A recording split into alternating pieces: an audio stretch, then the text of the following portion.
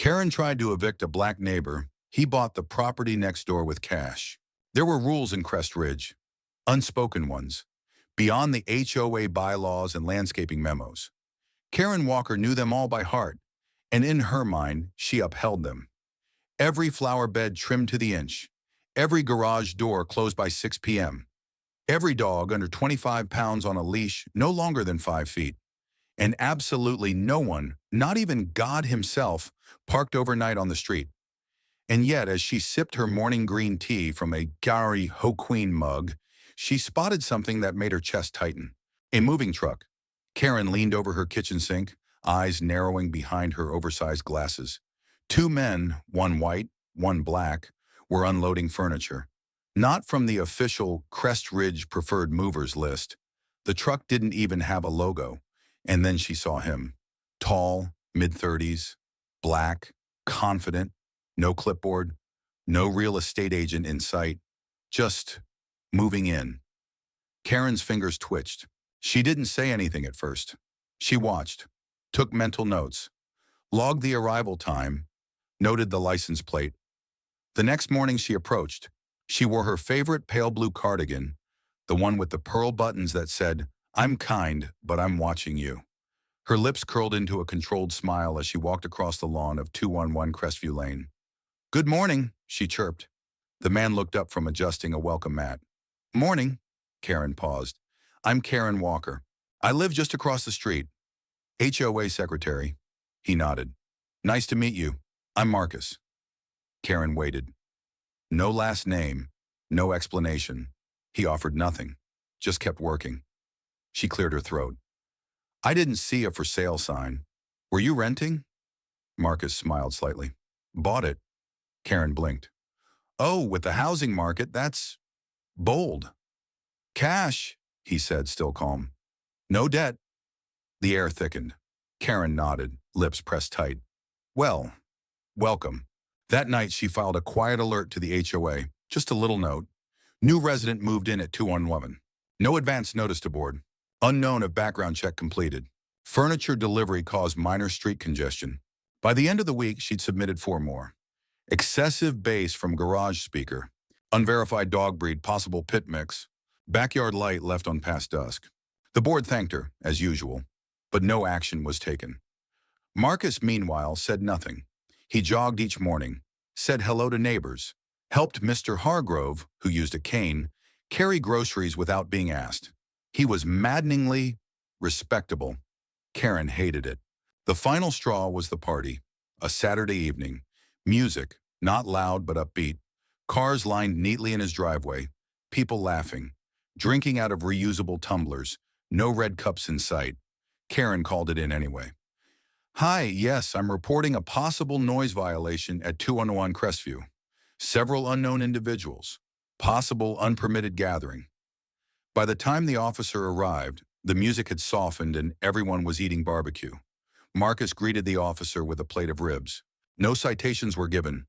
Karen seethed behind her blinds. She launched the campaign the next morning. Using her personal email, nothing traceable through HOA, she sent an anonymous tip to the Housing Compliance Committee. Potential occupancy violation at 211 Crestview. Suspicious financial activity. Maybe related to real estate fraud or rental evasion. Then she gathered her allies. The Porch Circle moms. All 5 of them. "We just want the neighborhood to be preserved," she whispered. "You've seen the kind of people moving in these days. Loud, flashy, disrespectful." Some nodded, others hesitated. Still, she moved forward. Petition drafted. Community whisper campaign launched. Within a week, Marcus received a formal eviction threat, citing suspicious acquisition and pending HOA compliance review. Karen watched him pull the letter from his mailbox and smirked. For now. Marcus stood on the porch of his second house, chatting with the real estate agent like they were old friends. Karen stood frozen in her doorway, still in her slippers, one hand gripping her empty teacup. It didn't make sense. This wasn't just inconvenient anymore. This was war. 2 homes, side by side, owned outright, by the same man she'd tried to evict, the same man she'd claimed was suspicious, disruptive, unfit for the Crest Ridge lifestyle. And now he had literally become her neighbor. Again. The next day, a moving van pulled up and unloaded tasteful, minimalist furniture. No loud music, no unnecessary fanfare, just a clean, effortless transition. Karen paced her kitchen like a caged lion. She pulled up the HOA portal and drafted a complaint. Unreasonable property accumulation creates perceived imbalance in neighborhood design integrity. Even she wasn't sure what that meant. Still, she clicked to send. 2 hours later, she got a reply from the board. No violation found. Both properties are in full compliance. Thank you for your concern. She didn't even finish reading it before she slammed her laptop shut. The following weekend, Marcus hosted a backyard brunch. Quiet, well-attended, multi-generational. Neighbors strolled in, holding covered dishes and pitchers of iced tea. Karen recognized all of them. People who used to complain about sidewalk chalk and garden flags were now shaking Marcus's hand and complimenting his landscaping. The final gut punch? She spotted George, the HOA president, laughing with Marcus over mimosas. She pressed her forehead to the window and whispered, "Unbelievable." Later, when she confronted George at the mailbox, he didn't even look defensive. "I don't get it," she said through gritted teeth. "You're just okay with him owning 2 houses on this street?" George gave a short laugh. "Karen, he's done more for this neighborhood in 6 months than some people have in 15 years. She narrowed her eyes. "What's that supposed to mean?" He met her gaze evenly. "It means the block's getting better, and you're just mad it's not under your control anymore." By summer, Marcus had become unavoidable. He was on the HOA social committee. He started a Crest Ridge newsletter. He even organized a neighborhood safety night with free CPR training and child ID kits. Karen didn't attend. Of course not. But Raymond did. He came home smiling, talking about how friendly Marcus was, how efficient, how real. Karen could barely get through dinner. When Raymond mentioned that Marcus had offered to fix the leaning fence between their yards, for free, she nearly choked on her chicken. "You're letting him work on our property now?" Raymond shrugged. He offered, thought it was neighborly. Karen didn't answer. She just stared at her fork, wondering how the world had spun so far off its axis. Then came the podcast. A local community spotlight show interviewed Marcus about financial literacy and home ownership. He spoke with quiet clarity, talked about wealth gaps, about generational change, about what it meant to feel safe and respected in neighborhoods like Crest Ridge. He never mentioned Karen by name. He didn't have to. At the end of the episode, the host said, "I've heard some folks weren't thrilled when you moved in. Any message for them?" Marcus chuckled. "Tell them I'm not going anywhere. In fact, I might expand." It was a joke, but it went viral. By the next week, someone had turned the quote into a t-shirt. Karen saw a teenager wearing it at the grocery store and had to leave her cart in the frozen foods aisle. The final straw came in the form of an envelope. Another house at the end of the street was listed for sale, and inside Karen's mailbox was a typed note. "This would be a great opportunity. Block investment, long-term potential. Let me know if you're interested." Signed, Marcus Ellison. No title, no business card, just a note. She didn't know whether to laugh or scream. He wasn't even mocking her anymore. He was just winning. Completely, totally, undeniably. And the neighborhood loved it. Karen stopped being invited to things. At first it was subtle. No one added her to the new community garden email thread. The walking group moved their meetup time without mentioning it. A flyer for a block party somehow skipped her mailbox, though she saw it posted on nearly every other door. She told herself it was accidental, that people were busy, forgetful, distracted, until she saw a group of moms chatting in front of her driveway, Trish, Melanie, Denise, and even shy little Lauren from across the cul-de-sac. They went silent when Karen walked outside to get the mail. Trish gave her a tight-lipped smile. "Morning." Karen didn't respond, just walked back inside, her stomach cold. Raymond changed too. He didn't argue with her, didn't scold her. He just disconnected. Started spending more time at the park, volunteering with Marcus's literacy project, reading at the library's weekend event for kids. Karen noticed a folded Crest Ridge newsletter on the table one morning. Marcus was on the cover, handing out donated school supplies with a caption underneath, "Community Champion, Building more than wealth. Raymond poured his coffee, glanced at her, and said, "He's doing real work, you know, not just posting about it." Karen didn't respond. What could she say? She couldn't argue with the photo, or the facts, or the reality that even her own husband had started to respect the man she tried to erase. Then came the interview, local news.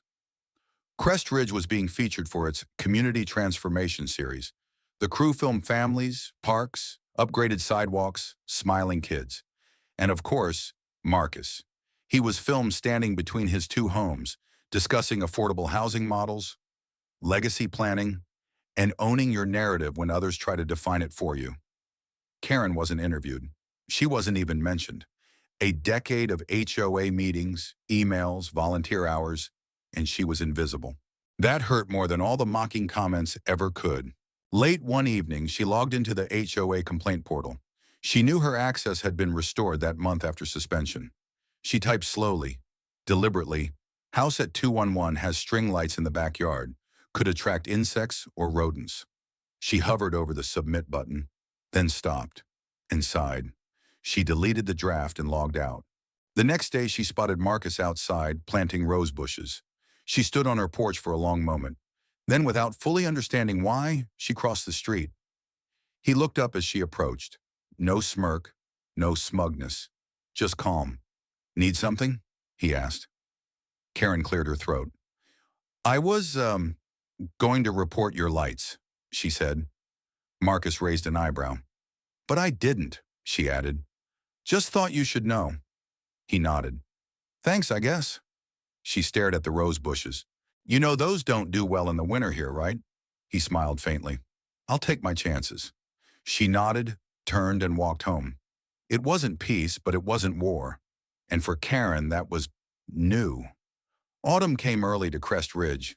The trees turned gold sooner than expected, and the air had that familiar crisp bite, one that usually made Karen feel calm and in control.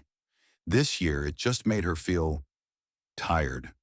She'd stopped going to HOA meetings, stopped sending emails, stopped correcting people on approved seasonal door wreaths, and the world kept turning anyway. Raymond was gone most evenings now, helping Marcus organize a neighborhood mentorship program. He even gave a talk at the middle school on integrity and leadership. Karen had once pictured herself doing things like that, guiding the next generation. Instead, she stood at her window most days, watching someone else live the version of community leadership she always thought she deserved. Except now she saw the difference. Marcus didn't lead to be respected. He led because he respected others first. One afternoon, a knock at the door pulled her from her thoughts. It was a delivery, a simple white envelope from the Crest Ridge Civic Advisory Board. Inside was an invitation. "You are cordially invited to the Crest Ridge Fall Civic Awards ceremony. Recipient of the 2024 Community Integrity Award, Marcus Ellison." Karen stared at the name. Her fingers trembled slightly. At the bottom was a note in fine script. "Your prior years of community involvement are appreciated. We hope to see you there. George Little, HOA President." She placed the invitation down slowly. Did she even deserve to attend? The night of the event, she stood at her mirror for a long time, not checking makeup, not choosing earrings, just looking. Looking at the woman who once thought she could define who belonged in her neighborhood, and the woman who, months ago, had tried to erase a man, only to watch him become the one person holding the community together. She slipped on a plain gray cardigan and walked out the door. No clipboard, no pearls, no agenda. The ceremony was held at the Crest Ridge Community Center. Balloons, folding chairs, the scent of apple cider and cinnamon rolls in the air. She stood in the back. No one noticed at first, but a few people glanced her way. No hostility, just curiosity. And when Marcus took the stage, the applause was deafening. He looked relaxed in his open-collar shirt and blazer, holding the little plaque like it wasn't even about the award, but the people. His speech was short. "I moved here because I believed a neighborhood should be more than just rules and fences. It should be about trust, connection, respect." He paused, eyes scanning the crowd. "And even when that respect isn't given, I still choose to offer it, Because I've seen what happens when someone believes the worst of you, and I've seen what happens when you answer that with grace. Karen felt every syllable like a pinprick. He never said her name, but he didn't have to. After the ceremony, people mingled, took photos, hugged, laughed. Karen turned to leave, quietly, but a voice stopped her. Karen. She turned. Marcus stood a few feet away. They looked at each other for a long moment. Karen swallowed. You didn't have to say what you said, but you did. Marcus shrugged. Didn't say anything untrue. She nodded.